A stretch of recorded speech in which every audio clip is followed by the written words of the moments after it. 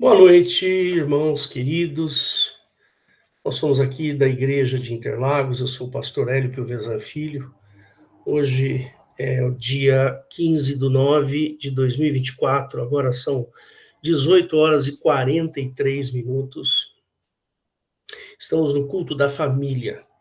Queria que você soubesse que nós temos culto todos os domingos às 18 horas e às terças-feiras às 20 horas, que é a Escola da Doutrina Bíblica.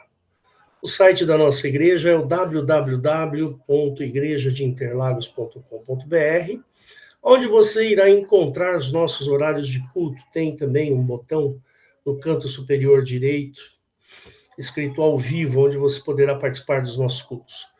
Só pedimos que você entre com o microfone e a câmera desligados. Todos os cultos são gravados e disponibilizados no canal do YouTube Igreja de Interlagos, tudo junto. Estamos também no Instagram e no Facebook. Siga-nos lá.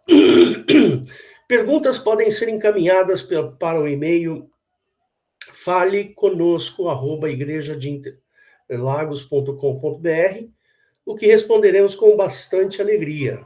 Você pode também nos encontrar no WhatsApp, constante lá na nossa página. Queria que você curtisse, comentasse e compartilhasse o triplo C. Ou simplesmente diga de que cidade que você é, para a gente saber aqui.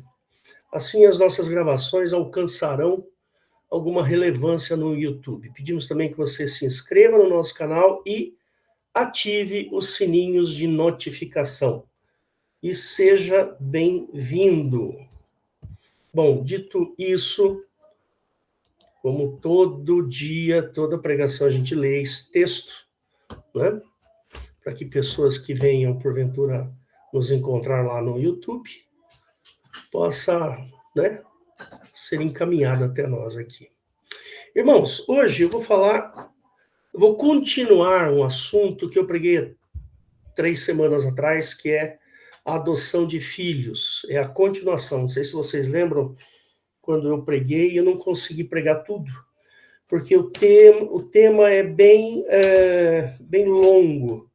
E talvez eu nem termine hoje também. Próximo domingo, eu vou fazer a conclusão, né? A conclusão desse assunto da adoção de filhos. Não sei se vocês se lembram, né, que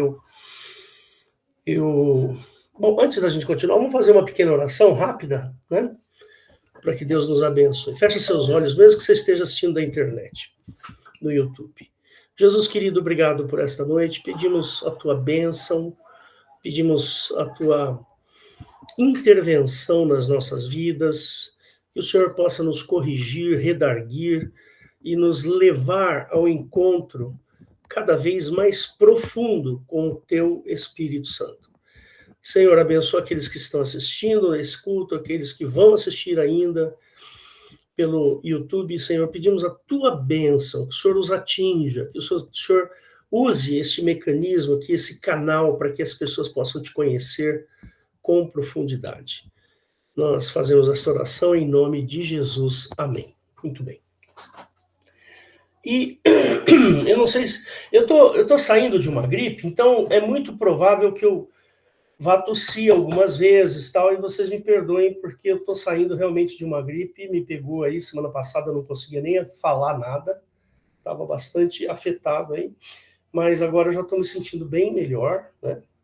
Vou retornar para a academia agora essa semana, para voltar aos meus exercícios físicos. E eu, às vezes eu tuço para expectorar um pouco. E não sei se vocês lembram, né? Para quem não assistiu a esse culto, pega lá no YouTube, está lá no YouTube, Adoção de Filhos. Essa é a segunda parte. E eu, semana que vem, vou fazer uma terceira parte, que é a conclusão. E lá naquele primeiro vídeo, naquela pregação anterior, eu contei para vocês que essa questão da adoção, ela tem um significado cultural muito forte no povo de Israel daquela época, da época de Jesus. Por isso que Jesus fala muito em adoção, né? Que nós fomos adotados por Deus. Aqui no Brasil, e nessa época que nós vivemos, adoção, ela é muito distante, é uma palavra muito distante da gente. Quando você ouve, fala assim, um casal adotou uma criança, né? Então ele foi lá na vara da infância e solicitou ao juiz, olha, nós queremos adotar não podemos ter filhos, ou temos filhos, mas queremos adotar um, e assim vai. Então, para a gente, é uma palavra muito distante, culturalmente falando. Então, a gente não tem o hábito de ver uma criança adotada. Não é normal para a gente esse tipo de situação. Agora, lá na época de Jesus, no povo de Israel, lá, a adoção, ela tinha que acontecer mesmo que o filho fosse da própria pessoa. Então, vamos dar um exemplo. Lá funcionava assim. O sujeito tinha um filho, num determinado momento, eu não conheço direito as questões culturais deles, mas num determinado momento, esse filho era colocado no chão da sala da casa. E o pai, ao entrar dentro de casa, ele tinha que pegar aquela criança no colo, em sinal de adoção. Então, aquele filho que ele pega no colo, ele adota, mesmo que fosse dele, mesmo que fosse ele sendo o progenitor. Então, essa era uma cultura, era muito importante que o pai recolhesse o filho no colo em sinal da adoção. Isso fazia parte da cultura deles. Se a criança não fosse adotada, né, neste sentido que eu estou explicando para você, se a criança não fosse adotada, mesmo que ele seja o progenitor, essa criança seria disponibilizada para ser escravo. Então, ele ia crescer, depois de um determinado tempo, ele seria vendido como um escravo. Então, funcionava assim, né? Essa era a cultura deles. Por isso que Jesus fala, muitos textos falam sobre a questão da adoção, né? Essa adoção é o pai reconhecer que aquele ser é seu filho. Então, é uma cultura diferente. A gente não tem o hábito de fazer isso, né? A gente tem outros hábitos, outras formas, né? E a palavra adoção para o brasileiro, para nós, desta época, é uma palavra distante. Mas lá para o israelita, não. Todo israelita tinha que adotar o seu filho, né? Era uma espécie de um ritual, né? O reconhecimento do pai que aquele filho vai ser criado por ele, que aquela criança, aquele ser vai ser adotada e vai ficar sob a proteção e o sustento daquele pai. Então, isso é o que chamamos de adoção, lá na época de Jesus, na época de Paulo. Né? Por isso que Paulo fala sobre adoção. Quer ver Gálatas? Em Gálatas, 4, verso 5. Né? Espera só um minutinho que eu vou disponibilizar aí na tela para você ver. Só um segundinho que eu... Agora sim. Apareceu aí? Beleza. Então ele fala assim, para remir os que estavam debaixo da lei, a fim de recebermos a adoção de filhos. Percebe aí essa palavra adoção? Ela não é bem essa adoção que nós brasileiros conhecemos. É a adoção em que o pai reconhece o seu filho como sendo seu filho. Ele reconhece aquele ser, né, para que ele cuide, ele sustente, proteja, enfim, ser verdadeiramente pai. Então, essa ação, ela é uma ação, se a gente for entender, um bebezinho, ele tem algum poder de escolha? Não. Ele tem algum poder para fazer alguma coisa? Não tem. nenhum poder. Ele é um bebê. E um bebê simplesmente é um bebê. É uma pessoa que ainda não tem faculdade mental, não sabe, não entende. Não... Então, essa adoção ao qual ele está se referindo aí é uma adoção em que aquele que é adotado, ele não tem mérito algum na adoção.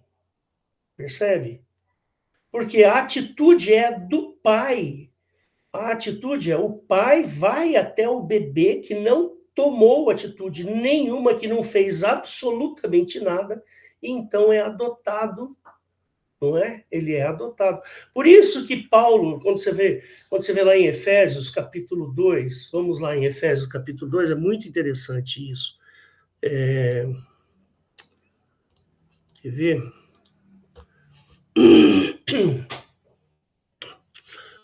Maravilha. Peraí que eu fiz alguma besteira aqui. Pera. Vamos lá. Em Efésios, capítulo 2, lá no finalzinho, ele fala assim, ó, porque pela graça sois salvos, por meio da fé, isso não vem de vós, é dom de Deus. Não vem de obras, das obras, para que ninguém se glorie. Então, ele está falando aqui no contexto da adoção. Então, por quê? Porque você é um bebê para Deus. Para Deus, você é um bebê. Você é um bebezinho e Deus se curva, se agacha até você, pega você no colo. Isso é uma dádiva, é um dom de Deus. Não vem de vós. Nós não podemos fazer nada. Absolutamente nada. Deu para entender o que é adoção? Para o judeu, isso é adoção. Adoção é o sujeito vai lá, se curva, agacha, pega o bebê do chão no seu colo e nesse momento reconhece a adoção. Ele adota aquela criança, ainda que seja seu filho mesmo, sendo seu filho de verdade, de sangue. Então, isso é adoção para o judeu. Por isso que, para o judeu, essa adoção ela tem um significado muito profundo. O Senhor, o nosso Deus, o nosso Pai, o Pai de Jesus Cristo, ele se agachou na sala onde estava você, um bebê, sem que você pudesse fazer qualquer coisa, ele te pega no colo e te adota. Esse é o mecanismo. Por isso que a atitude de Deus em relação a nós é uma atitude sublime, uma atitude, como que eu poderia dizer, é uma atitude fabulosa, uma coisa assim, Deus tinha que fazer isso, ele não tinha que arrumar encrenca para ele, sabe como é que é? Por quê? Porque nós somos uma encrenca para Deus. Nós somos um problema. Nós erramos, nós pecamos, nós falhamos. Percebe? E mesmo assim ele adotou você. Ele pegou você no colo.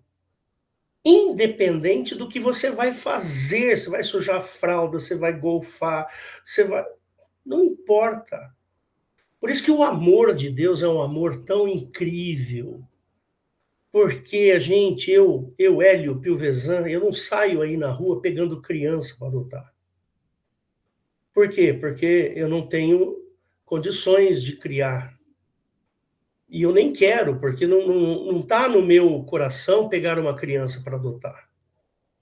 Agora, Deus não. Deus arrumou bilhões de problemas para a vida dele. Por quê? Porque ele adotou bilhões de crianças. E crianças problemáticas. Porque nós somos problemáticos. O bom dessa história toda é que quando ele nos adota, ele ainda disponibiliza uma parte dele para que a gente possa melhorar a nossa vida, que é o Espírito Santo. Né? Então, quando eu sou adotado, eu, além de receber, né, essa dádiva, esse dom, agora eu tenho um pai, Ele me dá uma parte dele ainda para que eu possa melhorar a minha vida. Olha quanta bondade esse Deus tem com relação a nós. É muito legal, né, irmãos? Se a gente for olhar por esse ângulo, a gente é privilegiado, nós somos privilegiados por ter um Deus tão amoroso e nós ainda sendo tão ruins. Lá na minha terra a gente costuma falar que a gente é carne de pescoço. Você já ouviu esse termo? Carne de pescoço? Carne de pescoço, o pescoço do boi é uma carne dura que Deus o livre. Né? Então, muito bem. Feita essa introdução, essa pequena introdução, o que eu quero dizer é o seguinte: agora você foi adotado, agora você entendeu o que é adoção, você foi adotado por Deus, né? A obra de Cristo proporciona essa adoção, né? Aquilo que Jesus fez na cruz foi exatamente proporcionar para Deus a adoção. Muito bem. Feito isso, vamos entender a partir de hoje como é que eu me reconheço como filho adotado. Eu sei que eu sou adotado e eu preciso saber, eu preciso reconhecer isso, que é onde eu quero falar, mas eu não vou conseguir falar porque hoje a gente está um pouco atrasado, já tenho mais 20 minutos e o que eu tenho para falar não dá para falar em 20 minutos. Tá certo? Mas não tem problema, a gente vai. Vamos entender as evidências da nossa filiação. Quais são as evidências que existem em você de que você é adotado por Deus? Então, evidências, eu vou dar alguns exemplos. Por exemplo, você está com sede, né? Você está precisando beber água, você começa a sentir sede. A sua boca fica seca, você vai atrás de um copo d'água e bebe. Tem um sintoma, né? Não sei se eu posso classificar isso como sintoma, não é uma doença, né? Vou dar um exemplo. Por exemplo, você tem uma infecção de garganta. Entra um vírus, uma bactéria na sua garganta, se instala lá, começa a desenvolver e começa a ter dor e febre. É um sintoma. Percebe? Então você fala, não, eu estou gripado. Uma semana passada que eu tive febre e então eu falei, Rosana, eu acho que eu estou gripado. Por quê? Porque é um sintoma. Né? Você está com fome. Você está com fome, sua barriga começa a roncar. Você está num ambiente gelado, você começa a tremer de frio. Então, quais são, vamos colocar entre aspas, porque eu não sei semanticamente se eu posso falar que é um sintoma, mas vamos só para vocês poderem me entender, né? O que é que você evidencia de que você é filho de Deus? Alguma coisa vai acontecer em você quando você aceita Jesus no seu coração. Você aceitou o Senhor Jesus e agora você vai evidenciar de que você é um filho de Deus. Entendeu? Então, eu elenquei aqui algumas situações onde talvez eu possa disciplinar os irmãos, e a mim também. Eu não estou fora dessa história, né? Vamos nos disciplinar com isso que eu vou falar para vocês, tá bom? Então, a Escritura nos responde claramente. Todo cristão deve, sinceramente, avaliar se tem experimentado essas evidências. Elas terão um peso diferente em cada um de nós, mas todas elas devem existir na vida daqueles que fazem parte da família de Deus. Então, essas evidências têm que estar aí, fazer parte de você. E a gente já vai elencar algumas aqui. A Bíblia diz que os filhos de Deus são guiados pelo Espírito de Deus. Então, essa seria a primeira evidência. Quando a gente assume o cristianismo, eu vou dizer uma coisa para vocês. As nossas atitudes impensadas, não pensadas, não calculadas. Não estou falando daquelas que são calculadas. Sabe aquela atitude que você tem que tomar num determinado susto? Então, o que acontece? Se você assume que você é cristão, se você internaliza o cristianismo, você é guiado pelo Espírito Santo, você é uma pessoa que tem o Espírito Santo dentro de você, então as decisões que você tem que tomar no susto evidenciarão a sua filiação a Deus. Eu lembro de uma situação que o Daniel, meu filho, me contou. Ele falou assim: pai, aconteceu um fato interessante comigo. Outro dia eu estava no metrô e eu fui pagar o metrô. E a pessoa que me deu o bilhete do metrô, eu não me lembro exatamente, mas faz tempo isso que ele estava estudando na faculdade ainda. Ele falou assim: a pessoa me deu um troco errado. E a minha atitude, na hora, eu enfiei a mão no dinheiro, devolvi e falei: confere. Ele falou assim: confere. Ele sabia que tinha coisa errada no troco. Aí ele falou assim: mas, pai, eu não tinha programado, eu não tinha pensado. Eu não pensei. Eu não sei por que eu fiz aquilo. Eu falei: porque você tem o Espírito Santo. Você tomou uma atitude no susto. E é no susto que a gente sabe se a gente é ou não guiados pelo Espírito Santo. Sabe aquele momento em que você é pego numa surpresa, numa situação, e você, pá, dá aquela resposta, e aquela resposta evidencia o seu cristianismo. Percebe? Tipo, uma vez eu estava indo... A Camila, minha sobrinha, aquela que mora no Japão, né? Uma vez eu estava indo na igreja, ela estava indo junto comigo. Eu cantei muito tempo com ela é pianista, tudo. E os irmãos devem se lembrar que eu cantava, a gente cantava bastante, eu e ela. Ela tocava e eu cantava. Então, eu estava indo para uma igreja lá em São Bernardo do Campo, e no meio do caminho, eu atravessei o farol vermelho. E um carro veio e bateu em mim. Né? Eu fiquei nervoso na hora, mas na hora que eu desci,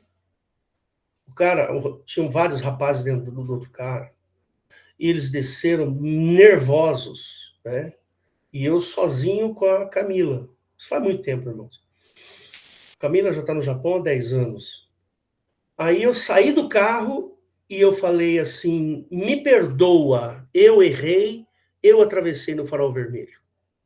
Quando eu fiz isso, os rapazes acalmaram. E aí a gente foi lá, tratou dos assuntos, levei o carro para consertar, o carro dele, o meu carro. Foi tudo resolvido.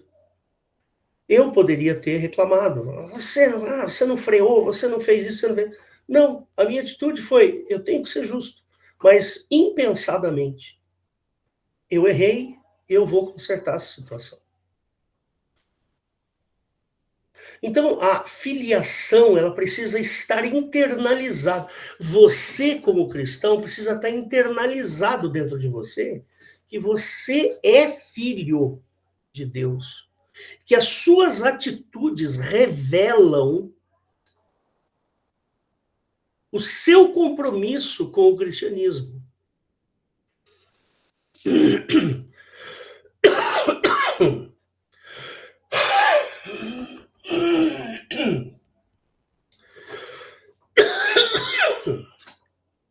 Aí, no seu trabalho, na hora que você está fazendo o seu trabalho, não sei o que você faz na sua vida, mas as suas atitudes têm que evidenciar. Percebe? Por exemplo, você tem um carro. Eu tenho aqui um carro bem velho. É um Clio 2000, ano 2000. O carro acho que não vale 10 mil reais. O carro está ótimo. Mas se ele não tivesse ótimo e eu fosse vender, eu ia avisar a pessoa. Tenho que avisar. Falo: olha, tá aqui o carro, você senta, verifica, e eu já te aviso, esse carro tem algum probleminha assim, assim, assim, e você decide o que você quer fazer. Percebe? Não tentando maquiar e esconder, vender um cabrito, como o pessoal chama por aí, né? Você tem que estar disposto, dentro do cristianismo, a ter prejuízo. Existe prejuízo financeiro, eu estou falando. Às vezes, é melhor você perder dinheiro e ganhar um irmão. É melhor você perder algum dinheiro e ganhar pelo testemunho. Percebe? Alguém te devolveu o troco errado? Puxa vida. Olha, eu dei 50, a pessoa me voltou 70. Ai, que bom, ganhei 20 pila. Olha aí, ó, tá. Não, irmãos. Mas não mesmo, não pode nem pensar em passar pela sua cabeça isso. Olha, você me deu o troco errado, tá aqui, ó. Por favor. Confere aí o que você fez.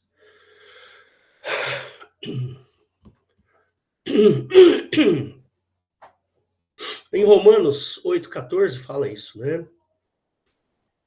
Vou abrir aqui para você ver.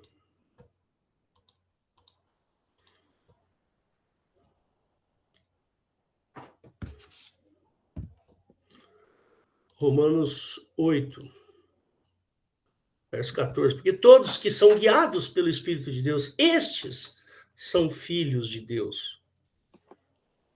Irmãos, nós precisamos internalizar o nosso cristianismo de uma forma tão profunda que as nossas atitudes menos inesperadas sejam atitudes cristãs.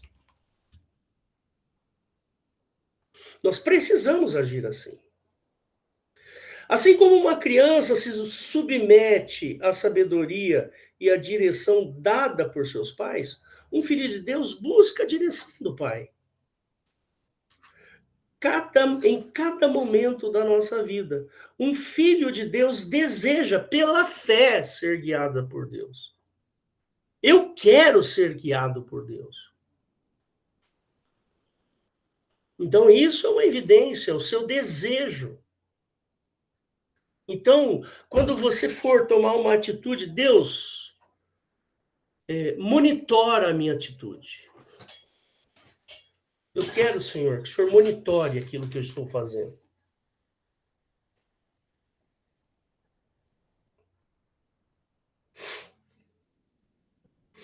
Em Romanos 8,16 também fala o seguinte, quer ver, ó, que interessante?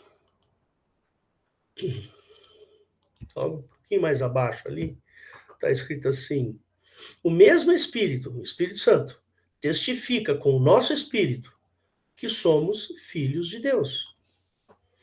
E se nós somos filhos, logo somos herdeiros também, herdeiros de Deus e co-herdeiros de Cristo. Se é certo que com ele padecemos, para que também com ele sejamos glorificados. Então tá aí, se o Espírito Santo de Deus habita em nós, as evidências da sua presença serão percebidas em detalhes da nossa vida. Pequenos detalhes. Pequenas atitudes.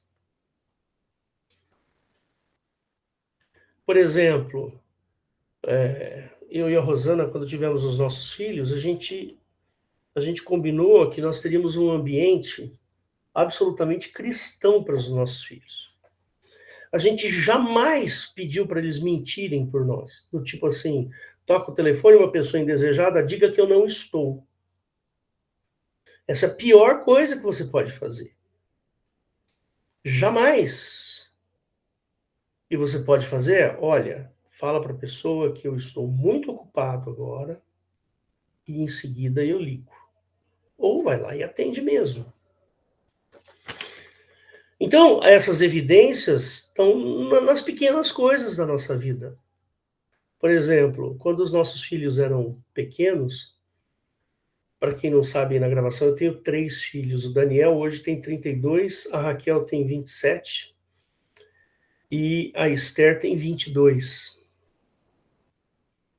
Quando eles eram pequenos, quando a gente chegava em casa, nós elogiávamos a casa, a nossa casa.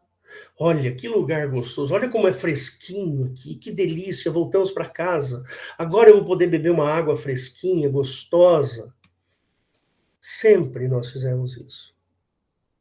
Por quê? Porque a nossa casa precisava ser uma grande referência para eles.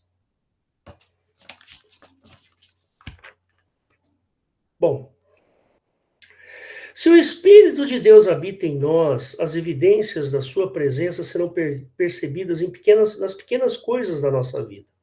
A sua ação invisível nos tornará cada dia mais parecidos com Jesus Cristo.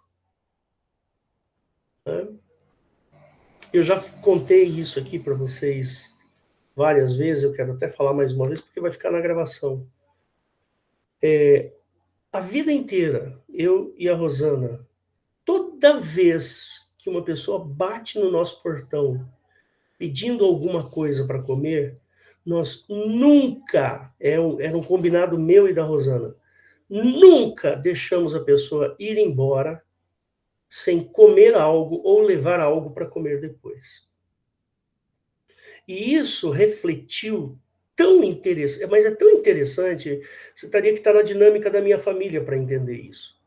Hoje a gente percebe nas atitudes dos nossos filhos esse tipo de comportamento, sabe? Uma pessoa está passando necessidade, dificuldade, está sempre lá, disposto a ajudar, disposto a fazer. Então, se alguém está assistindo, né, se você for ter filhos alguma vez, leva isso em consideração na educação dos seus filhos, para que eles sejam pessoas boas, para que eles tenham um coração bom, para que eles possam olhar para o outro ser humano e ser empático. Com amor, não por obrigação. Nós temos que fazer isso por amor. Teve um dia que veio um rapaz aqui na frente de casa, ele pegou e falou assim, senhor, eu preciso levar dignidade para minha casa. Se eu limpar aqui a frente da sua casa, o senhor me dá um dinheirinho? Eu falei assim, mas é claro que eu darei. Sem dúvida alguma. E essas coisas, irmãos, pode não parecer. Você vai falar assim, não, você está doando para aquele cara, ele vai comprar bebida, ele vai beber. Aprenda uma coisa, irmãos, aprenda. A partir do momento que você não tem mais posse, que você deu a posse de alguma coisa para outra pessoa, você não é mais dono daquilo que você deu. E a outra pessoa tem o direito de fazer o que quiser com aquilo que foi dado, porque não é mais seu. Entendeu? Quando meu filho casou, Daniel, eu tinha um carro muito bom, que era um... Como é que era o nome daquele carro? Esqueci o nome daquele carro. Eu até comprei na internet. Era o Fox, pastor? Era o Fox, isso, era o Fox. E eu não tinha muitas condições de dar dinheiro pro meu filho no casamento dele. Aí eu fui lá e falei, filho, esse carro aqui, ele vale aqui quase uns 30 mil, fica para você começar a sua vida. Me dá o seu, que é esse Clio velhinho, que não vale nem 10 mil. Eu fico com esse, e você fica com o meu Fox. Irmãos, eu dei de coração. Aí logo em seguida ele vendeu, não sei para que ele usou o dinheiro, não faço ideia, nem quero saber. É dele, não é mais meu. Ele não tem que me dar mais satisfação sobre aquilo. Então, irmãos, nós precisamos tomar atitudes. As menores atitudes da nossa vida, até as maiores decisões que a gente vai tomar, a gente sempre tem que tomar as decisões pensando no outro, não em si mesmos. Eu entreguei o meu carro para o Daniel porque eu amo o meu filho Daniel, eu quero que ele tenha algo. Que eu não podia dar outra coisa. Aquilo não me pertence mais, é dele, ele usa como ele quiser. Então, sempre, você vai vender alguma coisa, você está vendendo alguma coisa, sei lá, você está vendendo aí um sofá, por exemplo. Então, você vende aquele sofá, mas você vende pensando naquela pessoa que ela vai fazer bom uso daquele sofá. Então, irmãos, as nossas atitudes, elas têm que revelar o Espírito Santo de Deus. As nossas atitudes têm que ter um cheiro de Espírito Santo. Quando eu comecei a pensar desse jeito, irmãos, quando eu saio na rua de carro e alguém faz alguma coisa contra mim, me fecha, sabe? Não, ao invés de amaldiçoar, eu vou abençoar aquela pessoa. Não sei o que ela está passando. Eu nunca me esqueço de um vídeo que eu assisti. Era um padre. Olha só. Um desses padres meio modernos, né? Esse padre estava na 23 de maio. E quando esse padre estava na 23 de maio, passou um motoqueiro e meteu o pé no retrovisor dele. E o motoqueiro caiu e se machucou.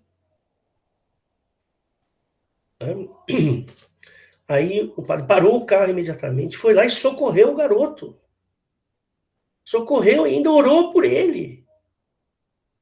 E o garoto começou a chorar. Ô, irmãos, é prejuízo, é. Mas o ser humano tem que ser muito mais valioso do que um retrovisor. Uma coisa de 1 mês, 2 meses atrás, aqui perto da minha casa, aqui, perto do Autódromo de Interlagos, aqui, um sujeito com um carrão aí importado, não sei se é Porsche, que carro que é, um carro importado. O rapaz deve ter feito alguma coisa parecida com isso, raspou no carro do cara, o cara foi atrás e matou o sujeito. Matou, passou o carro em cima do cara de moto e matou o garoto. Que absurdo, irmãos. Que barbaridade. Imagina isso. Nós temos que estar dispostos a ter prejuízo, irmãos. Você quer ser cristão, você quer ser crente, você tem que estar preparado para o prejuízo financeiro. Não que você vá ter prejuízo a todo instante, não é isso que eu estou dizendo. Mas você tem que valorizar mais o teu próximo do que o teu próximo vai te dar em troca.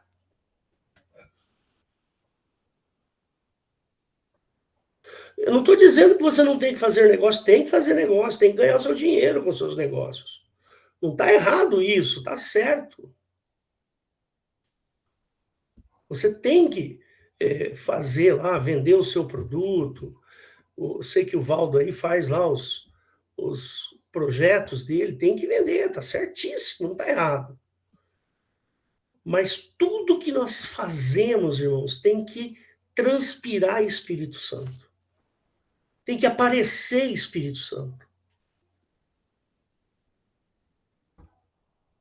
Muito bem. Se o Espírito de Deus habita em nós, as evidências da sua presença serão percebidas.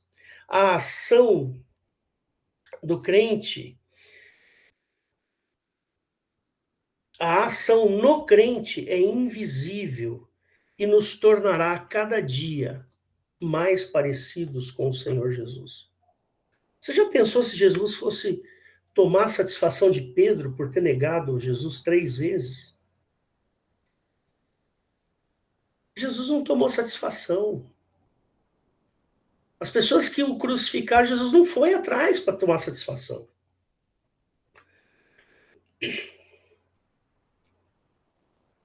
Mas o fruto do Espírito é amor, gozo, paz, longanimidade, benignidade, bondade, fé, mansidão e temperança. Esses frutos, ele tem que ser um objetivo nosso. Eu tenho que ser paciente, eu tenho que ser longânimo. Eu tenho que ter amor. Eu tenho que ter alegria. Os filhos de Deus são obedientes a Deus. Tem alguém passando necessidade? Vá lá e ajude. Faça alguma coisa. É fundamental você, como crente, cuidar do teu próximo, ainda que este próximo seja teu inimigo. Olha que interessante. Não é?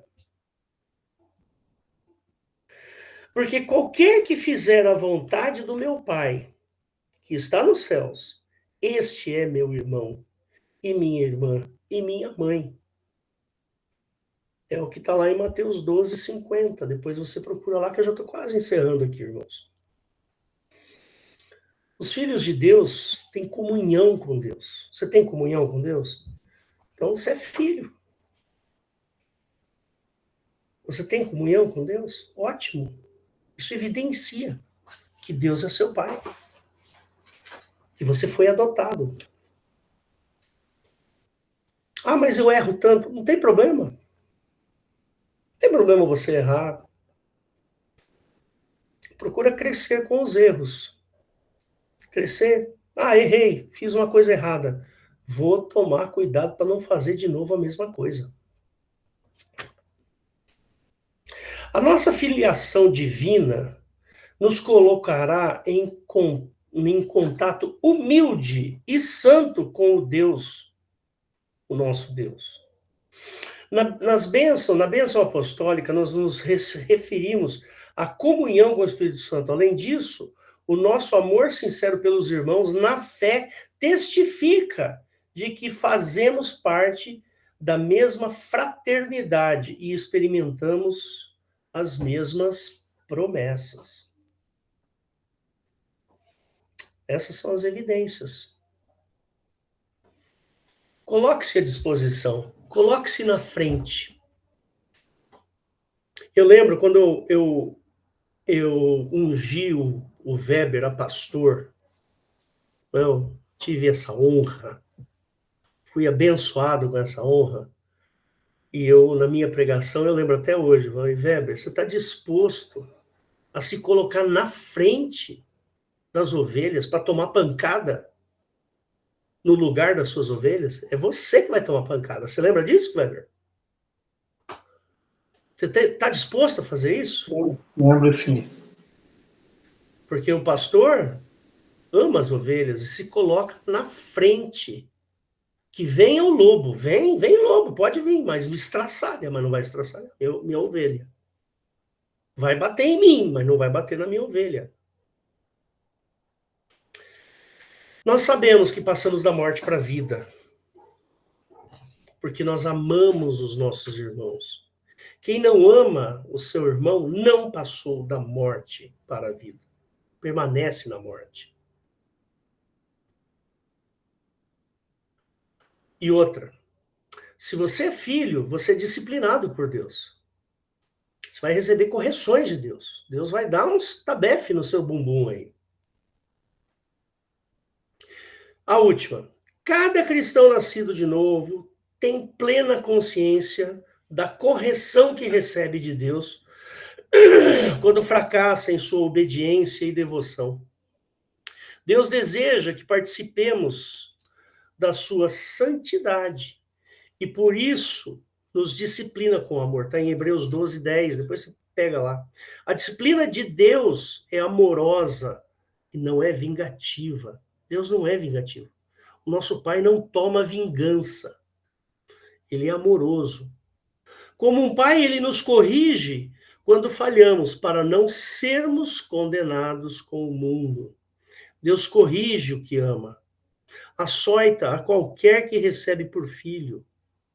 Aqui o açoite é no bom sentido, irmãos, tá? Se suportais a correção, Deus vos trata como filhos, porque que filho há quem o pai não corrija? Isso está em Hebreus 12, 6 e 7. Meu querido irmão, você aceitou a Jesus como seu Salvador? Você batizou. Então você é adotado. Deus agachou, pegou você no colo e te adotou. Reconheceu que é pai desta criança. Agora, a sua vida tem que refletir esse amor de Deus, esse amor de Deus depositado em você, nas suas ações, nas suas atitudes. Não ação na igreja. Todo mundo sabe que você é crente na igreja. Agora, lá no teu comércio, lá no teu trabalho, ninguém sabe que você é crente. Então, as suas atitudes têm que demonstrar o seu cristianismo. Tem que olhar para você e falar, não, esse cara tem alguma coisa diferente. Não, essa fulana tem alguma coisa diferente. É assim que funciona o cristianismo. Tá bom, meu irmão? Então, eu peço que você observe. Semana que vem eu vou concluir. Eu tenho uma conclusão aqui ainda para fazer com vocês. Então, semana que vem a gente faz a segunda parte. Tá bom? Fecha seus olhos e vamos orar. Deus querido, obrigado por esse momento tão bom na tua presença, Senhor, junto com os meus irmãos queridos. Que o Senhor os abençoe, que o Senhor os livre do mal e que o Senhor dê graça, dê paz, dê alegria aos meus irmãos. Senhor, nós te louvamos porque o Senhor morreu por nós naquela cruz e o teu amor foi derramado sobre nós. Obrigado, Deus, em nome de Jesus. Amém e amém. Só um segundinho para encerrar aqui.